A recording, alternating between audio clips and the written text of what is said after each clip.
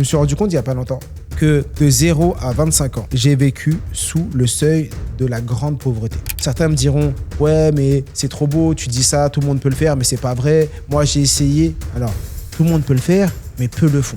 C'est à l'époque où j'ai eu mon bac et que je savais pas quoi faire de ma vie. Et c'était une année très, très dure où j'ai vraiment galéré. Et la seule chose qu'on me proposait, c'était de faire de la manutention. Et même comme ça, on avait des préjugés. Et il m'a dit quoi? Et il a dit « Mohamed, tu as ton diplôme d'ingénieur aujourd'hui, mais à nos yeux, tu ne seras jamais ingénieur. » Paix sur vous et bienvenue dans ce nouvel épisode de The Boclé Talk.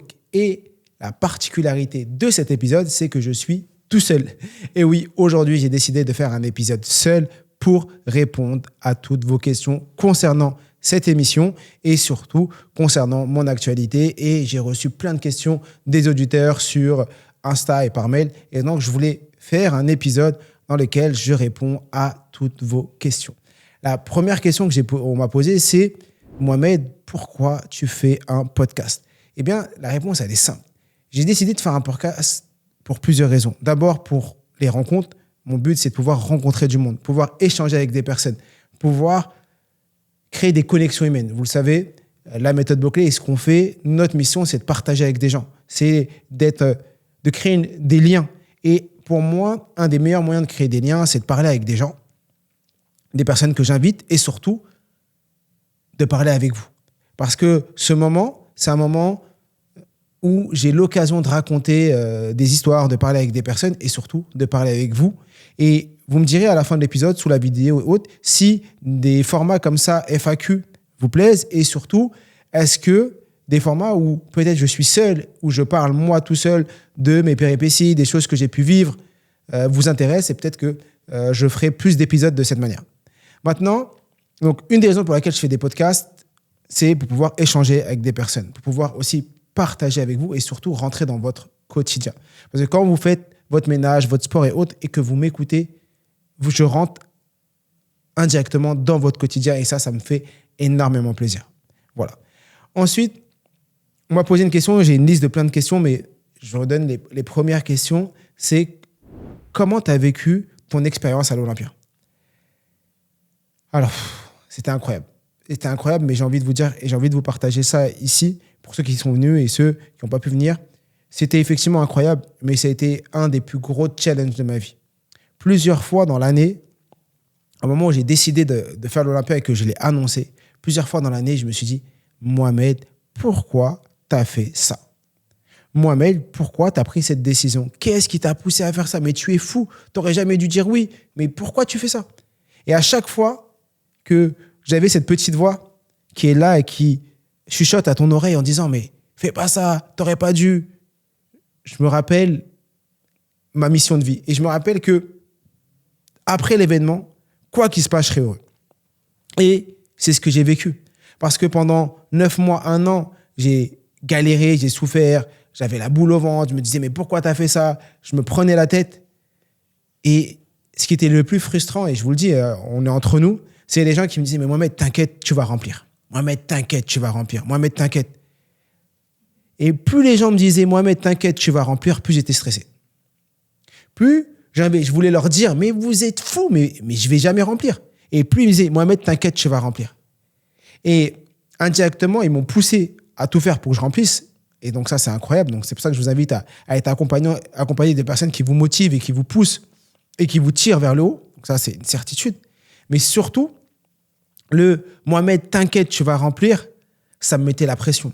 Parce que à chaque fois, je me disais « Mais imagine, les gens ne viennent pas. Imagine que… » Et pourquoi je te raconte ça et pourquoi je vous raconte ça à vous les illimités, c'est que dans votre vie, vous allez avoir des projets. Des moments où vous allez douter, des moments où vous allez dire « Mais pourquoi je vais le faire ? Pourquoi j'ai décidé de faire ça ? Pourquoi j'ai décidé de reprendre les études ? Pourquoi tu te pousses, tu fais ça ?» Et plus tu vas avoir ces doutes, plus de l'autre côté, je mettais quoi ? Un plan d'action. J'arrêtais à chaque fois que j'avais ce doute, je disais « Mohamed, quel est le plan d'action ? Qu'est-ce que tu vas mettre en place de l'autre côté qui va te permettre de résoudre ça ?» Exemple, ok, tu as 2000 places à remplir. On a eu de la chance, on les a remplies. Ça, c'était incroyable. Mais tu as 2000 places, Mohamed, à remplir. Si tu ne les remplis pas, qu'est-ce qui se passe ? Je me suis dit, si tu ne les remplis pas, tu t'offres les places à la fin. Ok, quoi d'autre ? ben, si les gens viennent pas, il y a 2 étages, il y a le rez-de-chaussée et il y a le premier. Ben, au pire, tu remplis le bas et en haut, tu mets un rideau et tu fermes. Donc, j'ai essayé de trouver des subterfuges. Pourquoi? Pour préparer mon cerveau en lui disant, quoi qu'il se passe, Mohamed, t'inquiète pas. Garde l'épée sur terre. Donc ça, moi, je l'ai mis en place. Et en même temps, je me disais, Mohamed, t'as pas de plan B. Tu n'as pas de plan B. Tu t'es engagé devant toute ta communauté, devant tous les illimités, à faire l'Olympia. Maintenant, il va falloir que tu remplisses. Et c'est ce qu'on a fait. Et est-ce que, économiquement, c'était rentable? Non. Est-ce que tu as gagné de l'argent sur les vêtements? Non, pas du tout, du tout, du tout. Et on m'a posé cette question à Mohamed, est-ce que tu as gagné de l'argent avec l'Olympia? Non, j'ai pas du tout gagné d'argent. J'en ai même perdu énormément. Mais quand j'aurai 60 ans, 70 ans, et j'espère avoir des petits-enfants, je pourrais dire, vous savez les enfants, papy, il a fait l'Olympia. Mais surtout, papy, il a cru à son rêve. Il a cru à ses rêves. Et ça, c'est la plus belle des choses. C'est la plus belle des choses. Parce que je me suis rendu compte il n'y a pas longtemps que de 0 à 25 ans, j'ai vécu sous le seuil de la grande pauvreté. Alors, quand je ne m'étais jamais rendu compte de ça. En France, tu as le seuil de pauvreté et tu as le seuil de grande pauvreté. Et jusqu'à mes 23 ans, plutôt pas 25, mais jusqu'à mes 23 ans, je vivais chez mes parents. Mon père, il avait un seul salaire qui était d'environ 1002, on va dire, était au SMIC, 1002 à l'époque, ou même pas. Et il y avait ma mère qui ne travaillait pas, ma petite sœur, ma grande sœur, mon autre grande sœur. Donc, et j'ai 6 sœurs, on a tous vécu ensemble, mais il y en a qui se sont mariés. Mais quoi qu'il se passe, c'est que mon père, il était là, seul, un seul salaire, 6 enfants. Bon, après 5, 4, parce que certaines de mes sœurs sont parties. Et donc, de mon enfance jusqu'à mes 23 ans, jusqu'au moment où je devienne ingénieur et que je parte de chez moi, j'ai vécu sous le seuil de la grande pauvreté. Et quand je me dis, attends, tu as vécu sous le seuil de la grande pauvreté et aujourd'hui, tu fais l'Olympia, tu vois le gap? Et quand je raconte ça et que je vous raconte ça, c'est pour que vous vous disiez et que vous pensiez que vous aussi, quels que soient vos rêves, vos projets, ce que vous voulez atteindre dans votre quotidien, vous pouvez les faire. Vous pouvez le faire. Alors, certains me diront, ouais, mais c'est trop beau, tu dis ça, tout le monde peut le faire, mais c'est pas vrai. Moi, j'ai essayé. Alors, tout le monde peut le faire, mais peu le font. Ça, c'est Warren Buffett qui disait. Tout le monde peut le faire, mais peu le font. Pourquoi peu le font? Parce que le plan d'action, il est là. Les stratégies sont là. Mais combien de personnes sont prêtes à faire les sacrifices associés à ça? Oui, il y a des sacrifices à faire pour atteindre vos objectifs. Il y a des sacrifices à faire pour atteindre ce que vous voulez. Mais combien de personnes sont prêtes à faire ces sacrifices? Combien de personnes sont prêtes à aller au-delà de leur grasse matinée, de ces soirées télé, de ces soirées entre amis, et tout mettre de côté, tout plaquer, et mettre 2 ans, 3 ans, 4 ans, 5 ans de leur vie de côté pour atteindre ça? Moi, j'ai un respect pour tous les étudiants de médecine. Un étudiant de médecine, pendant 1 an, la première année de concours, il a 0 vie sociale. La deuxième année. C'est-à-dire que pour son rêve, il a mis de côté 2 ans de sa vie et 2 ans de jeunesse. Ensuite, il a toute sa scolarité. Oui, pendant plusieurs années, il met sa vie de côté. Pourquoi? Pour ce rêve de devenir médecin. Mais nous, quand on a 30 ans, 40 ans, 50 ans et qu'on a des rêves, peut-être pas devenir médecin, mais autres, combien on est prêt à mettre de côté? Combien de sacrifices on est prêt à faire? Combien de temps on est prêt à consacrer à ça? Et une des premières choses qu'il faut avoir en tête, c'est arrêter de se mentir. Et beaucoup de gens se mentent. Des fois, même moi, je me suis menti. Quand je dis ça, ça veut dire quoi? C'est-à-dire que des fois, verbalement, dans ton quotidien, tu vas dire quelque chose, mais au fond de toi, tu penses le contraire ou tu fais les actions contraires. Alors, ça veut dire quoi? Ça veut dire que combien de fois ça t'est arrivé de dire « j'ai envie de perdre du poids », mais dès que tu vois du chocolat, des bonbons, tu les manges? Combien de fois tu t'es dit « j'ai envie d'atteindre tel résultat », mais dès la première difficulté, tu lâches tout? Plein de fois, j'ai voulu lâcher l'affaire pour l'Olympia et je reviens sur cette question-là. Mais pourtant, je me suis battu. J'y suis allé, j'ai continué. Et j'ai fait en sorte de réaliser ce moment qui est, pour moi, un moment juste extraordinaire. Je vais reprendre les questions. Et il y a une personne qui me pose cette question. Ouais, c'est Katia qui me dit « Juste incroyable ce que tu nous transmets. Hâte pour la formation présentielle. J'embarque mon mari. » Effectivement, ça m'arrive d'avoir des formations présentielles. Merci pour ce... En vrai, merci pour ce témoignage. Et effectivement, ça m'arrive d'avoir des formations physiques sur 2 jours à Paris et autres. Donc, si ça vous intéresse, vous pouvez aller sur mon site mohamedbouclé.com. Vous verrez mon actualité. Vous voyez mes prochaines formations. En fonction du moment où vous écoutez cet épisode, je ne vais pas vous dire la prochaine formation parce que l'épisode, vous allez peut-être l'écouter dans une semaine, dans un mois, dans un an ou même ou dans 2 ans. Et donc, en fonction de ça, vous allez sur mon site, vous voyez. Alors, plus une question un peu perso. Bouclé, c'est le nom de famille de ton épouse? Non, Bouclé, c'est pas le nom de famille de mon épouse, c'est mon nom de famille. Et c'est assez marrant qu'on me pose cette question. Déjà, petite anecdote, aujourd'hui, c'est mon anniversaire de mariage. Ça fait 8 ans que je suis marié avec ma femme, qui s'appelle Mathilde. Et pourquoi on me dit est-ce que c'est le nom de ma femme? Parce que je pense que la personne sait que ma femme s'appelle Mathilde. Elle s'est dit Mathilde Bouclé, association. C'est un nom, prénom francophone, nom francophone. Il a dû reprendre le meilleur nom, le nom de sa femme ou pas. Non, c'est bien mon nom. Mon nom, c'est Bouclé. Et j'ai aucune origine norvégienne ou du Nord. Je suis d'origine marocaine. Mes parents sont nés au Maroc. Ils sont arrivés dans les années 80, pour être précis, en 86. Moi, je suis né en France. J'ai grandi en France. J'ai grandi en banlieue parisienne. Et ce nom a des racines marocaines. Oui, il a des racines marocaines. Et pourquoi ça me fait rire? Parce que quand j'étais jeune, le nombre de fois où j'ai eu des entretiens, des rendez-vous, et donc quand j'ai la personne au téléphone, je dis Monsieur Bouclé. Ah ok, bonjour Monsieur Bouclé. Et le jour où j'arrive, on m'appelle Monsieur Bouclé et je me lève. Ah, et le petit ah, c'est vous Monsieur Bouclé? Oui, c'est moi Monsieur Bouclé. Les gens s'attendent à voir peut-être quelqu'un d'autre en entendant Monsieur Bouclé. Et là, ils tombent sur moi et ils disent ah, c'est pas ce que j'attendais.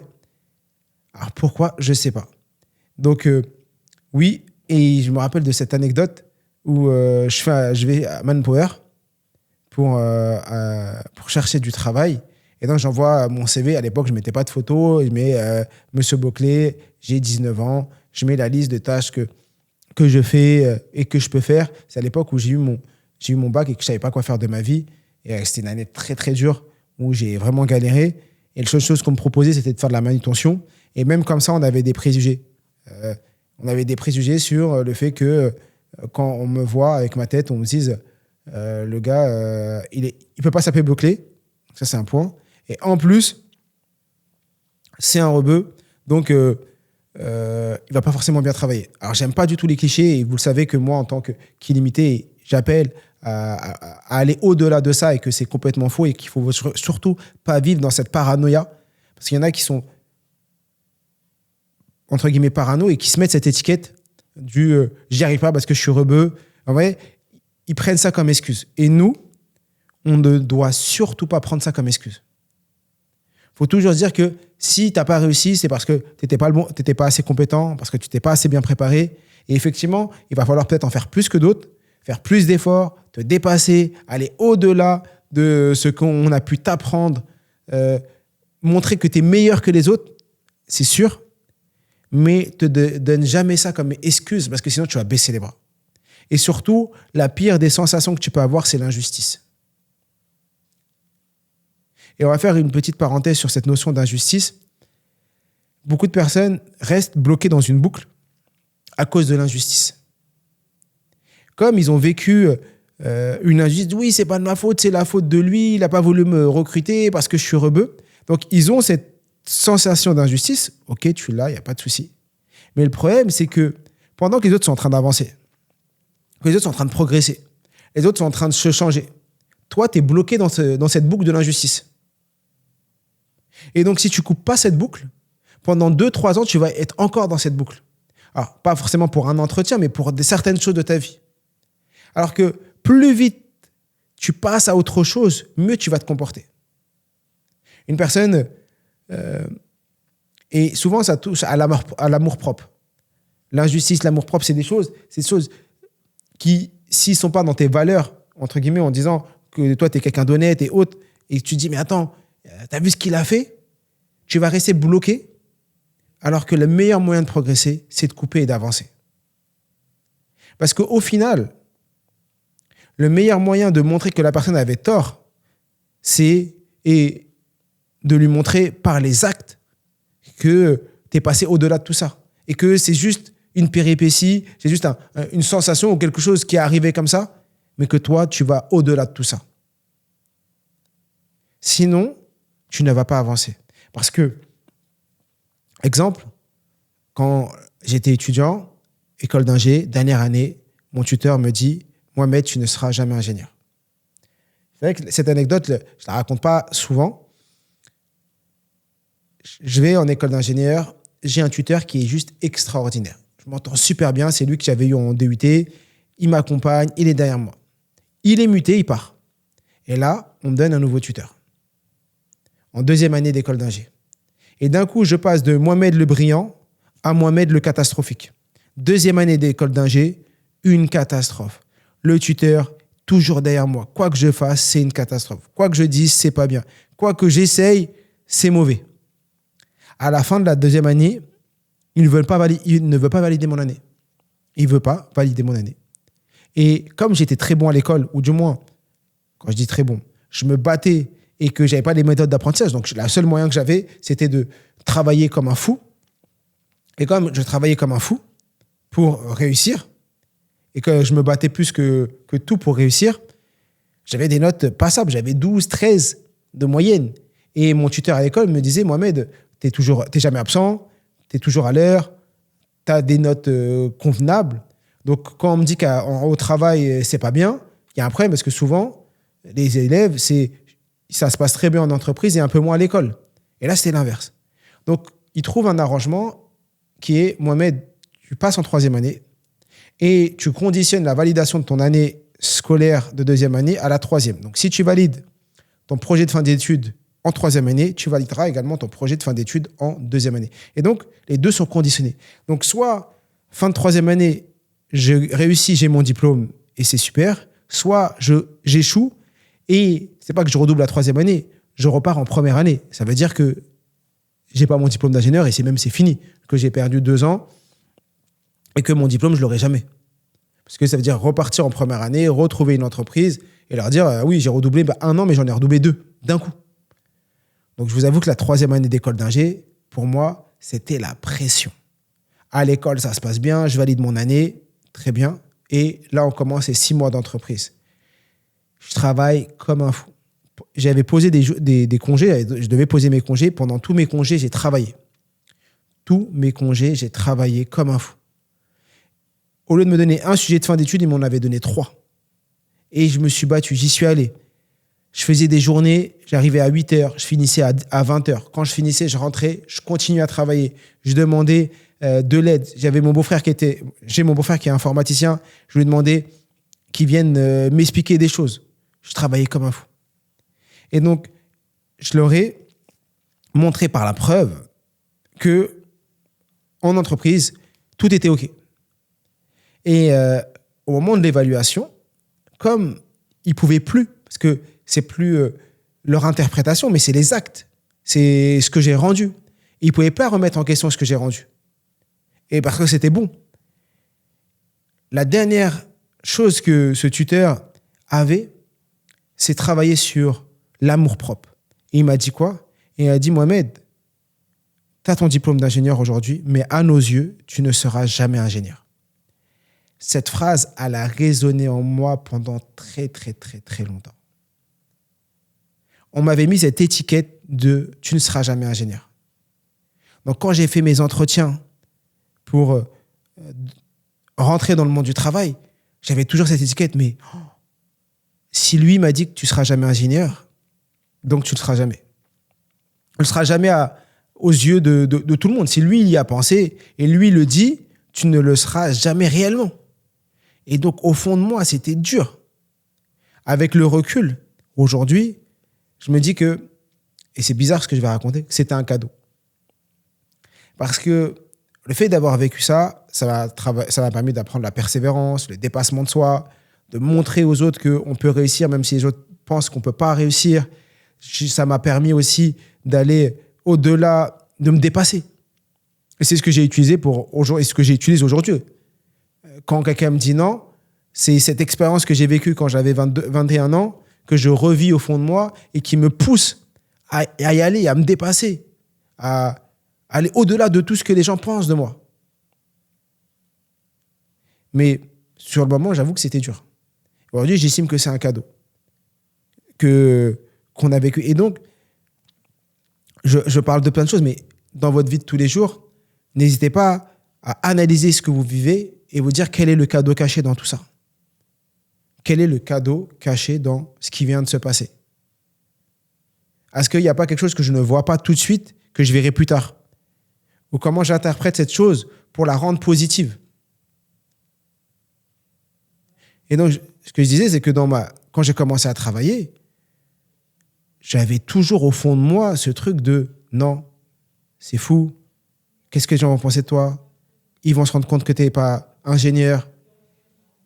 Et il m'a fallu plusieurs jours, plusieurs semaines, plusieurs mois, même des années pour enlever cette étiquette. Parce que quand je me suis lancé dans l'entrepreneuriat, et c'est vraiment au moment où j'ai découvert les méthodes d'apprentissage que cette étiquette, je l'ai enlevée. Parce que je me suis rendu compte que, et c'est en m'intéressant au développement de soi, que je me suis rendu compte qu'en vrai, il mettait juste une étiquette sur moi. Et que cette étiquette, elle était strictement fausse. Et que c'était sa perception du monde. Et que sa perception, c'est pas la mienne. Et que le meilleur moyen, et ce qui m'a fait vraiment plaisir, c'est quand 2 ans après, je suis reparti les voir, tous, là-bas. Je suis parti dans cette boîte et je suis reparti les voir. Je passais parce que j'avais des collègues avec qui je m'entendais bien. Et là, ils m'ont dit, Mohamed, d'accord, tu fais quoi? Ah ben oui, je suis ingénieur dans telle boîte. Je gère des projets à plusieurs millions d'euros. Ça m'a fait... En vrai, je leur ai montré par l'acte qu'ils s'étaient trompés. Et je savais que moi, c'est vraiment un moteur pour moi. De montrer par les actes que l'on peut réussir, c'est pour moi la meilleure des choses.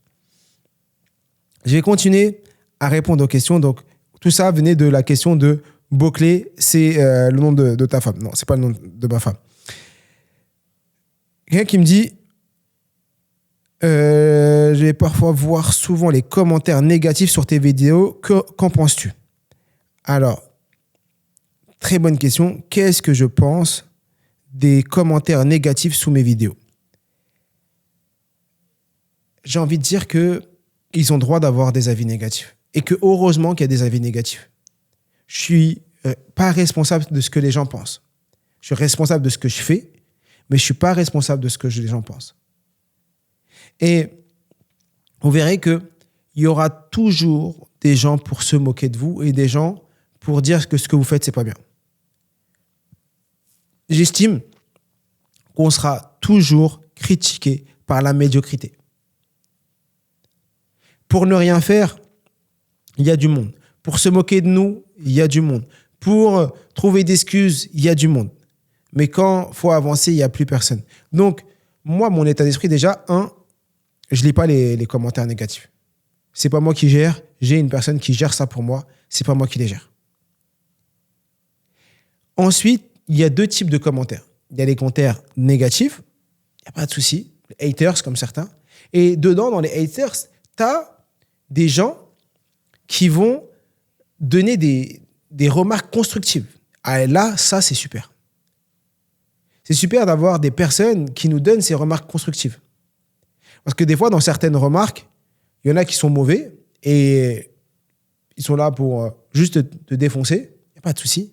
Mais il y en a, tu te rends compte que ce qu'ils sont en train de te dire, peut-être qu'ils ont raison. Et qu'il y a quelque chose à améliorer. Il y a quelque chose que peut-être que tu fais moins bien. Ou il y a quelque chose que tu pourrais faire autrement. Parce que tous les commentaires négatifs ne sont pas faits par des haters. Des fois, il y a des commentaires constructifs. Et ben, ces commentaires constructifs, c'est super. Bravo, merci. Merci de m'avoir fait ce commentaire. Je vais le prendre en considération et je vais m'améliorer. Donc, est-ce qu'il y en a? Et ça existe depuis que j'ai commencé. Au tout début, j'ai des amis qui m'écrivent, ils me disent « Mohamed, t'as vu ce que les gens disent sur tes vidéos? Je sais pas comment tu le vis. » Mais moi, je le vis très bien. Parce que si je prenais en considération ces critiques, je n'avancerai pas. Regardez, prenez les meilleurs joueurs de foot. Il y a des gens qui vont les adorer et d'autres qui vont les détester. Prenez le meilleur acteur. Peut-être que votre meilleur acteur, c'est quoi? C'est qui? C'est DiCaprio. Il y en a qui adorent DiCaprio, il y en a qui le détestent. Prenez votre meilleur film, le film que vous adorez. Allez sur Allociné et regardez la note. Vous verrez que des fois, sur 5, votre meilleur film pour vous, il n'a que 3 sur 5, 4 sur 5. Ou 2,5 sur 5. Et regardez les commentaires. Vous verrez qu'il y a des commentaires incroyables, mais il y a aussi des commentaires catastrophiques. Des personnes qui osent dire « c'est le pire film de ma vie, j'ai perdu 2 heures de ma vie ». Et ils commencent à envoyer leur venin. Ok. Et pour toi, ça a été le meilleur film. Alors, et même ce film, peut-être, il a eu des Oscars. Il a été validé par leurs pairs. Pourtant, il y en a qui ont détesté ça. Donc, ta question, c'est de te dire, si des choses incroyables comme ça, des films incroyables, des très beaux films, ils ont ce type de critique, pourquoi toi, tu n'en auras pas? Mais l'erreur sur laquelle tu ne dois surtout pas tomber, c'est de ne pas avancer, de t'arrêter à ça. Parce que les gens, et malheureusement, quand je dis les gens de manière générale, c'est ce qu'ils souhaitent et c'est ce qu'ils veulent. Ils veulent que tu ne fasses rien, que tu t'arrêtes. Parce que comme eux, ils n'arrêtent pas, ça rentre dans la jalousie et autres, comme eux n'arrivent pas, ils ne comprennent pas comment toi, tu peux y arriver. Et ça, c'est fou. Comme toi, tu y arrives et eux n'y arrivent pas, ils ne comprennent pas comment toi, tu peux y arriver. Et donc, au lieu de se remettre en question eux et remettre en question leur comportement et qu'est-ce qu'ils doivent faire pour réussir, ils préfèrent te voir toi échouer et ils préfèrent faire en sorte de t'envoyer leur poison avec leurs mots, avec leur comportement pour que tu arrêtes, pour qu'après ils puissent dire « Ah, je savais que c'était pas possible qu'ils puissent réussir. Et si j'ai pas réussi moi, c'est pas parce que j'étais nul, si t'as vu, même Mohamed, il a pas réussi. Même Pierre, il a pas réussi. Et donc, le problème, c'est pas moi, c'est que tout le monde ne peut pas y arriver. Alors que c'est complètement faux. En vrai, comme tu brilles et que tu leur fais de l'ombre ou que tu brilles, que tu leur montres que la lumière existe, ils veulent éteindre ta lumière. Et ça, j'aimerais bien que tu me dises en commentaire de cette vidéo si tu l'as déjà vécu, si c'est des choses qui te sont déjà arrivées, si tu as des gens autour de toi qui sont comme ça. Perso, moi, je l'ai vécu. Le nombre de fois où je l'ai vécu. Et il faut apprendre à vivre avec. Mais surtout, apprendre à analyser les personnes qui vivent de cette manière, apprendre à vivre avec, apprendre à analyser les personnes qui pensent de cette manière ou pas, et aller au-delà de ça. Et de pas regarder, et ne pas te focaliser sur ça. Donc, comment je vis les conseils négatifs ou du moins les haters, personnellement, moi, je le vis bien, j'avance. Vous savez, et je vais finir sur ce sujet-là, mais en même temps, c'est un sujet très important parce que quel que soit où vous en êtes dans votre vie, entrepreneur, pas entrepreneur, voulez vous lancer, vous ne voulez pas vous lancer, vous êtes salarié et autres, il y aura toujours des gens pour critiquer, et ça c'est sûr. Mais ce qui se passe, c'est qu'eux, ils ont lancé leur venin. Il y en a qui critiquent. Ils lancent leur venin. Et après, ils passent à autre chose. Mais toi, ce venin, tu l'as pris, tu l'as mis dans ta tête et tu rumines. Tu rumines. Un jour, 2 jours, 1 semaine, 1 mois. Et là, tu es là. Tu as vu ce qu'il m'a dit? Mais pourquoi il m'a dit ça? Et là, tu te remets en question. Peut-être que tu ne veux plus faire de vidéos, tu ne veux plus essayer. Tu t'arrêtes. Tu es là, tu es bloqué. Tu es figé. Tu veux tout arrêter. Alors que lui, il est passé à autre chose. Hein.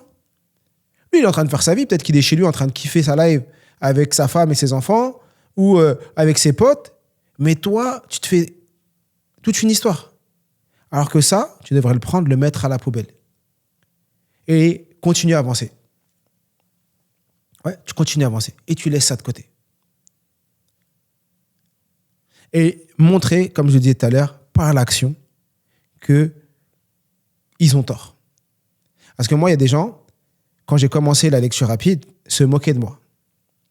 Quand en 2021, j'ai tout arrêté pour me lancer, des amis, des collègues qui se moquaient de moi. Mais c'est quoi ton histoire? C'est quoi cette histoire de lecture rapide? C'est faux. Mais tu crois vraiment que tu vas gagner de l'argent? Tu crois vraiment qu'il y en a qui vont payer pour ça? Tu crois vraiment que tu vas pouvoir former des gens? Et j'en ai entendu. Et aujourd'hui, ça fait 4 ans quasiment que ma société existe. Ça fait 5 ans que je fais ça. Et ces mêmes personnes qui se moquaient de moi, sont revenues pour me poser des questions. Comment tu as fait? Est-ce que tu peux m'expliquer? Est-ce que je peux mettre ça en application au travail? Est-ce que tu penses que ça peut marcher? Est-ce que tu penses que moi aussi, j'ai du mal à lire? Ah, mais tu sais, dans mon travail, je dois beaucoup lire et même j'ai ma fille qui reprend les études. Comment? Ah non, mais il y a 4 ans, tu te moquais de moi et maintenant, tu viens me poser des questions. Mais bien sûr, moi, je ne suis pas rancunier. Et vous aussi, vous ne devez pas être rancunier. Vous dites, OK, il n'y a pas de souci. C'est que la personne, elle n'avait pas la maturité à ce moment-là pour accueillir l'information. Et c'est comme ça que vous devez réfléchir. Quand la personne, vous lui expliquez quelque chose et qu'elle ne comprend pas et qu'elle ne veut pas, vous devez juste vous dire, OK, la personne n'a pas la maturité pour comprendre ce que je suis en train de lui dire. Et le jour où elle aura la maturité, elle reviendra vers moi. Le jour où elle aura la maturité, elle reviendra me poser des questions et je serai là pour lui répondre. Mais moi, je continue. Parce que tant que je continue, je sais qu'un jour, cette personne reviendra et d'autres personnes, grâce à moi, vont avancer. Les autres questions que j'ai pu recevoir. Alors, est-ce que vous comptez faire une conf en Algérie? Alors, très bonne question. Non, pas de conférence en Algérie, pas de conférence internationale aujourd'hui. Ça m'arrive d'aller à Bruxelles, en Belgique. Je suis déjà allé plusieurs fois. Mais principalement, c'est Paris, parce que je suis en France. Ça centralise. Paris, c'est bien parce que tout le monde peut venir à Paris. On m'avait déjà demandé de faire ça à Montpellier ou dans d'autres villes. J'ai fait le Boclet Tour. J'ai voyagé. Mais le Boclet Tour était là pour me préparer à l'Olympia. Une fois que j'ai fini mon Boclet Tour, j'ai fait l'Olympia qui était ma dernière date. Et maintenant, les conférences à l'international, c'est plus si on me fait venir. Donc, si ceux qui m'écoutent là et si vous m'écoutez, que vous êtes à l'étranger et vous dites j'aimerais bien qu'on m'aide vienne, contactez-nous avec le formulaire sur support. Vous nous contactez, vous nous expliquez le projet, on voit si ça correspond, on se met d'accord et il est probable que je puisse venir. Mais bien sûr, c'est sous certaines conditions. OK, d'accord. Autre question. Quelqu'un qui me dit, Malika, qui me dit, cela fait longtemps que tu n'as pas fait de podcast, ça nous manque. Yes, merci pour la force. On est en train d'en faire un et on continue. Comment allier études et la méthode Boclet? Très, très bonne question. Comment allier études et la méthode Boclet? Eh bien, c'est très simple. C'est utiliser la méthode Boclet pendant vos études. La méthode Boclet, elle est là pour ça. Elle est là pour vous permettre d'utiliser ça lorsque vous avez vos cours et autres. Donc, l'objectif, c'est... Alors, en 1 heure, je ne peux pas, même en 10 minutes, en répondant à une question comme ça, c'est très trop court. Mais la méthode Boclet, le meilleur moyen de progresser, c'est de l'utiliser dans tout ce que vous faites. Dans votre quotidien, dans les actions que vous faites, lorsque vous testez quelque chose, lorsque vous apprenez quelque chose, vous mettez en application la méthode Boclet. Mais la méthode Boclet, elle est large.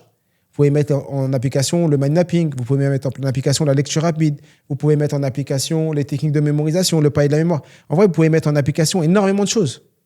Et c'est toutes ces choses réunies qui, lorsque vous les appliquez, vont vous permettre d'atteindre vos objectifs. Il ne faut pas prendre la méthode Boclet comme un élément unique, mais comme un tout. Et c'est le tout, quand vous l'utilisez dans votre quotidien, qui va vous permettre de progresser et de réussir. Et c'est comme ça que vous devez le mettre en place. Autre question. Mohamed, est-ce que tu gagnes bien ta vie? Très, très, très bonne question. Alors, oui, je gagne bien ma vie. Et je disais tout à l'heure, j'ai commencé jusqu'à mes 23 ans, j'étais sous le seuil de la grande pauvreté. Sous le seuil de la grande pauvreté. Et aujourd'hui, je ne vais pas dire que je suis riche, mais je suis très bien. Je suis propriétaire, je vis bien, je me prive de rien. Et du moins, toujours en gardant les pieds sur terre, mais mon but, c'est de pouvoir aider un maximum de gens et d'accompagner un maximum de personnes. Et donc, oui, est-ce que je gagne bien ma vie? Oui. Est-ce que je salarie des gens en France? Oui, c'est pour ça que je fais ça également. Mais ce que j'ai envie de dire, c'est que l'argent, c'est une finalité sans être une finalité pour certains. Ça veut dire quoi? C'est-à-dire que souvent, quand les gens se lancent, d'abord, ils vont se focaliser sur l'argent. Grosse erreur. Il ne faut pas se focaliser sur l'argent au début. Il faut se focaliser sur qu'est-ce que tu apportes aux gens. Comment tu aides les gens. Comment tu permets aux gens de progresser. Et quand tu te focalises sur ça, ensuite, qu'est-ce qui va découler? Il va découler le fait que tu gagnes de l'argent. C'est parce que, dans un premier temps, ton objectif, c'était d'aider les gens. Et comme ton objectif, c'était d'aider les gens, ensuite, tu vas gagner. Et les deux vont de pair. Et c'est pour ça aussi que j'ai décidé d'ouvrir la méthode Boclé, la méthode Boclé et surtout la méthode Boclé niveau formateur. C'est une des raisons pour laquelle j'ai créé le niveau formateur méthode Boclé. Parce qu'aujourd'hui, je sais que seul, je ne vais pas pouvoir atteindre mes objectifs, ma vocation, ce que j'ai envie d'atteindre. Ce que j'ai envie d'atteindre, c'est de permettre à un maximum de gens de découvrir les méthodes d'apprentissage et de les appliquer dans leur quotidien. Comme je sais que je ne peux pas pouvoir le faire tout seul, j'ai besoin de formateurs, j'ai besoin de gens qui fassent comme moi, j'ai besoin de gens qui accompagnent des gens, qui aillent dans des villes, dans des mairies, dans des quartiers, dans des SMJ, dans des salons, développer la méthode Boclé, partager la méthode Boclé, l'utiliser dans leur quotidien. Et bien, comme je sais que ça, je ne peux pas le faire tout seul, donc j'ai décidé d'ouvrir ça à un maximum de gens. Et donc, on a décidé d'ouvrir le niveau formateur méthode Boclé, donc c'est le niveau ultime, où moi, je vais accompagner des gens et leur donner toute ma méthode pour qu'ils puissent faire comme moi.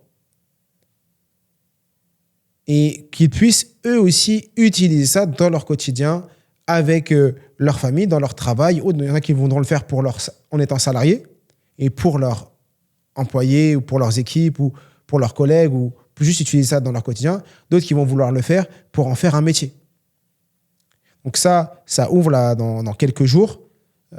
Écrivez-nous, allez sur le formulaire contact de notre site. Écrivez-nous, on vous dira au moment où vous avez écouté, où vous écoutez cet épisode, si c'est ouvert ou pas, parce que en fonction du moment où je sors l'épisode, en quelque sorte, si c'est pas encore ouvert, vous serez en liste d'attente. Si c'est déjà ouvert et que la promo est terminée, vous serez sur la liste d'attente pour la prochaine fois. Si vous avez envie de vous lancer dans une reconversion, changer de métier, avoir un métier passion et non pas un métier alimentaire, et que votre but aujourd'hui, c'est non plus juste d'aller travailler et rentrer avec la boule au ventre, mais d'aider les gens, ça peut être l'occasion de faire quelque chose qui vous passionne et d'aider toutes les nouvelles générations qui ont envie d'apprendre à apprendre et qui n'ont pas eu ces méthodes.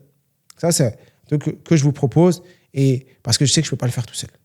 Et on va même finir l'épisode sur ça, parce que je pense que j'ai répondu aux plus grandes questions, à la majorité des questions. J'avais plein d'autres questions, mais je n'ai pas envie de faire un épisode très long. Mettez-moi sous la vidéo si ce que je vous ai partagé vous a plu plutôt. Mettez-moi donc sous la vidéo si ce que je vous ai partagé ça vous a plu. Si ce format vous plaît, ce format questions-réponses, et si c'est le cas, n'hésitez pas à nous envoyer des questions. Envoyez-nous plein de questions. On va les prendre et on y répondra.